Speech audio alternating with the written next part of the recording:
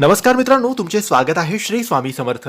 मित्रांनो, उद्या 26 मार्च 2026 वार गुरुवार. उद्या आहे श्री रामनवमी, चैत्र नवरात्रीचा 9वा दिवस. श्री रामनवमी खूप महत्त्वाचा आणि मोठा दिवस असतो मित्रांनो. या दिवशी सकाळी किंवा संध्याकाळी जेव्हा तुम्हाला वेळ मिळेल तेव्हा तुमच्या देवघरासमोर बसायचं, अगरबत्ती दिवा लावायचा, हात जोडून प्रार्थना करायची आणि त्यानंतर रामाचा मंत्रजप एक माळ करा किंवा कमीत कमी 21 वेळेस करा. ज्यांना शक्य आहे त्यांनी एक माळ करायचं. जीही तुमच्या घरात जपमाळ असेल त्या माळेने या मंत्राचा जप करायचा.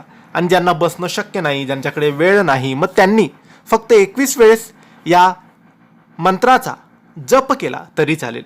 मित्रांनो, रामाचा मंत्र जप केल्याने आपल्याला आपल्या जीवनात ज्याही अडचणींचा त्रास होतोय, ज्याही अडचणी, संकट, दुःख आपल्या आयुष्यात आहे ते दूर होतात, सुखाचे दिवस येतात. समृद्धिकारक हा मंत्र असतो. म्हणून या मंत्राचा जप रामनवमीच्या दिवशी नक्की जप करावा.